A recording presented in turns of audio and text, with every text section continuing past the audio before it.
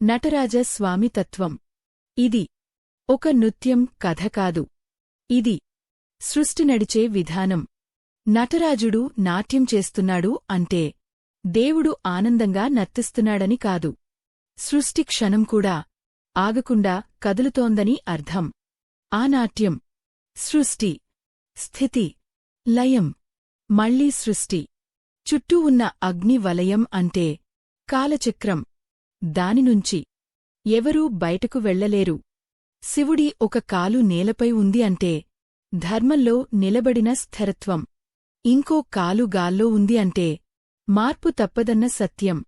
కాళ్లకింద అపస్మార పురుషుడు అంటే అజ్ఞానం, అహంకారం, నాకు అన్నీ తెలుసు అనే భావం. అది నశింపబడుతోంది అంటే జ్ఞానం ముందు అహంకారం నిలబడలేదన్న అర్థం. ఒక చేతిలో డమరుకం అంటే శబ్దం, కంపనం, సృష్టికి మొదటి సంకేతం. ఇంకో చేతిలో అగ్ని అంటే నాశనం కాదు, అవసరం లేనిదాన్ని తొలగించే శుద్ధి. ఇంకో చేయి అభయముద్రలో ఉంది అంటే మార్పు భయపెట్టాల్సినది కాదు అన్న భరోసా. ఇప్పుడు సైన్స్ ఏమంటుంది తెలుసా? ప్రపంచం మొత్తం కంపనాలమీదే ఉంది. అణువుల నుంచి నక్షత్రాల వరకు అన్నీ కదలికలోనే ఉన్నాయి.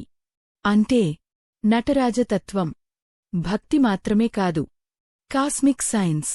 ఇక్కడే మనం నేర్చుకోవాల్సింది. జీవితం ఆగదు, మార్పును ఆపలేం. జై శ్రీరామ్.